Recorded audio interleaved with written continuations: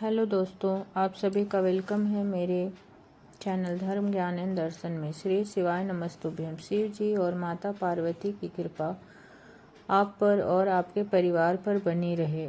आज की इस वीडियो में हम सोमवार को किए जाने वाले पशुपति व्रत की कथा को सुनेंगे और साथ ही जानेंगे कि पशुपति व्रत को करने की विधि क्या है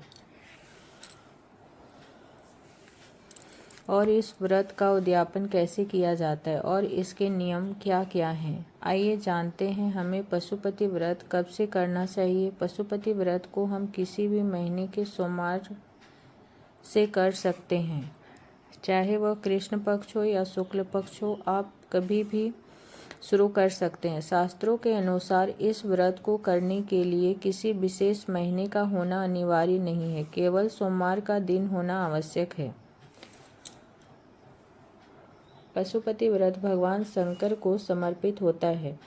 जब आप बहुत सारी परेशानियों से परेशान हो और उन परेशानियों का कोई भी समाधान नज़र नहीं आ रहा है और आप अपनी परेशानी किसी को भी नहीं बता पा रहे हैं, तो यह व्रत आपके सभी मनोकामनाओं को पूर्ण करने वाला बन जाता है। तब पशुपति व्रत को भगवान शंकर पर पूर्ण विश्वास के साथ करना चाहिए।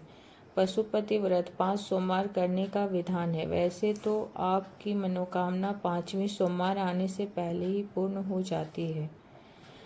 अगर आप फिर भी इस व्रत को करना चाहते हो तो सोमवार को छोड़कर आप दोबारा पशुपति व्रत शुरू कर सकते हैं। पशुपति व्रत की विधि क्या है, आप भगवान शिव का किस प्रकार पूजन करें, पशुपति व्रत के नियम क्या हैं। आप पशुपति व्रत जिस सोमवार से करना प्रारंभ कर रहे हैं, आप उस सोमवार को स्नान करके स्वच्छ वस्त्र धारण करके 5 सोमवार व्रत करने का संकल्प लेना चाहिए। पशुपति व्रत में 2 समय पूजा करने का प्रावधान है, इसलिए आपको मंदिर जाना आवश्यक है और आप यह भी ध्यान रखें कि आप व्रत से पहले दिन जिस मंदिर में गए हैं, आपको 5 सोमवार उसी मंदिर में जाना आवश्यक होता है, नहीं तो आपकी पूजा अधूरी मानी जाती है।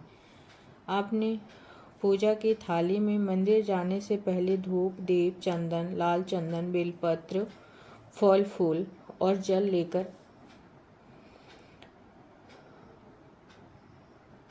अवश्य जाएं और भगवान शिव का अभिषेक करना चाहिए। इस थाली को घर आकर ऐसे ही रख देना चाहिए। जब आप शाम के समय प्रदोष काल में जब स्वच्छ होकर मंदिर जाएं तो इस थाली में मीठा प्रसाद और 6 दीपक घी का लेकर जाएं। मीठे भोग को बराबर 3 भाग में बांट लेना चाहिए। 2 भगवान शिव को समर्पित करने चाहिए और एक बचा हुआ भाग अपनी थाली में वापस रखकर लाना चाहिए। इस प्रकार जो हम 6 दीपक लेकर गए हैं, उसमें से 5 दीपक भगवान के समक्ष प्रज्वलित करने चाहिए। उसके बाद एक बिना जला हुआ दीपक थाली में रखकर वापस घर आ जाना चाहिए। इससे घर में प्रवेश करने से पहले अपने दरवाजे के दाहिनी तरफ चौखट पर प्रज्वलित कर देना चाहिए और घर में प्रवेश करने के बाद एक भाग वो प्रसाद जो आप अपनी थाली में रखकर लाए हैं उसे आप ग्रहण कर लें और इस बात का ध्यान रखें कि यह प्रसाद किसी अन्य व्यक्ति को ना दें। ये प्रसाद आपको स्वयं ग्रहण करना है। इस व्रत में आप भोजन भी ग्रहण कर सकते हैं। हो सके तो मीठा भोजन ही ग्रहण करें। जैसे शास्त्रों के अनुसार प्रत्येक व्रत के कुछ अपने नियम होते हैं, वैसे इस व्रत के भी कुछ नियम हैं। इस व्रत को सोमवार के दिन ही किया जाता है। इस व्रत को सुबह और शाम को पूजा की जाती है, यानी कि प्रदोष काल में पूजा की जाती है और मंदिर जाना अनिवार्य होता है। किसी कारण से आप व्रत करने में अगर असमर्थ हों तो उस सोमवार को व्रत नहीं करना चाहिए। आप जिस मंदिर में जाते हैं उसमें भक्ति पूर्वक भगवान शिव को बेलपत्र और जल समर्पित जरूर करें। व्रत करने वाले को दिन में सोना नहीं चाहिए। भगवान शंकर का ध्यान करना चाहिए। इस व्रत में आप दिन में फलाहार भी कर सकते हैं। व्रत के दौरान श्रद्धा के अनुसार दान भी कर सकते हैं। आइए भक्तों, अब जानते हैं पशुपति व्रत के उद्यापन की विधि क्या है। पशुपति व्रत को 4 सोमवार विधि हमने पहले ही बताई है। उस विधि से पूजा अर्चना करने के बाद जब आप 5 सोमवार को मंदिर में जाते हैं शाम के समय यानी प्रदोष काल में, तब अपने पूजन की थाली में भोग प्रसाद और दिए और साथ में एक नारियल लेकर जाना चाहिए जिस पर मोली धागा लपेटी होनी चाहिए। इसको भगवान शिव को समर्पित करना चाहिए। हो सके तो 108 बेलपत्र या 108 पुष्प से भगवान शंकर का श्रृंगार करना चाहिए और अपने श्रद्धा के अनुसार दान करना चाहिए और भगवान शिव के मंत्रों का भी अवश्य जाप करना चाहिए, जैसे महामृत्युंजय मंत्र और श्री शिवाय नमस्तुभ्यम का जाप अवश्य करनी चाहिए।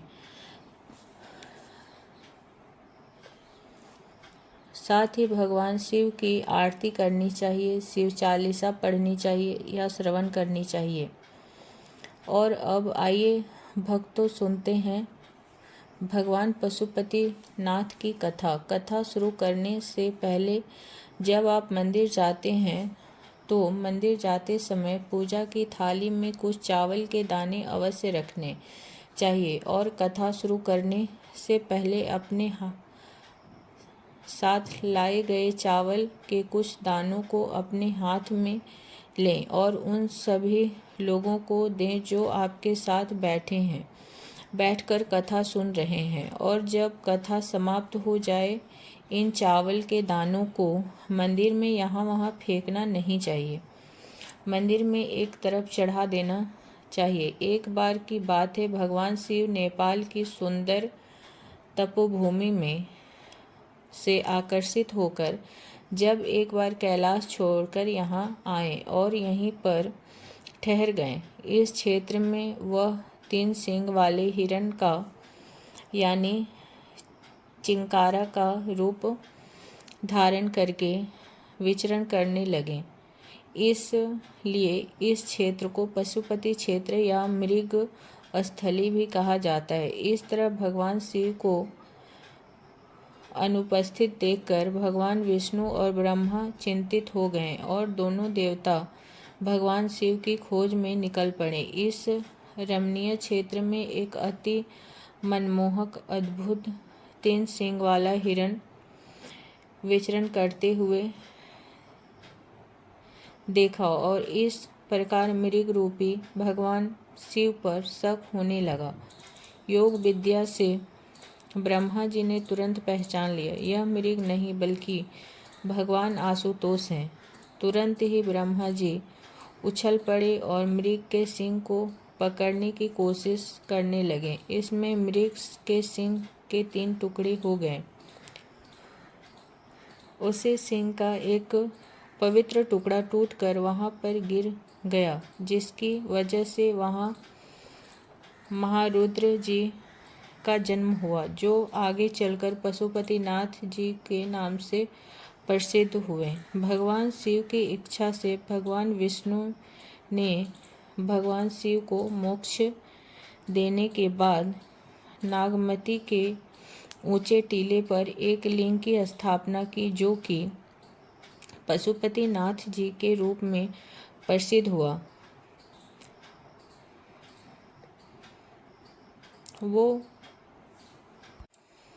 आप बोले, भगवान भोलेनाथ की जय हो, श्री शिवाय नमस्तुभ्यम। तो इस प्रकार भक्तजनों पशुपति नाथ जी का संपूर्ण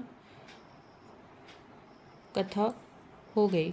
भगवान शिव और माता पार्वती की कृपा आप सभी भक्तों पर बनी रहे। और अगर आपको वीडियो में दी गई जानकारी पसंद आए तो वीडियो को लाइक शेयर करके और चैनल को सब्सक्राइब करके बेल आइकन को ज़रूर प्रेस करें ताकि आगे आने वाले सभी वीडियो की नोटिफिकेशन आप तक पहुंचती रहे।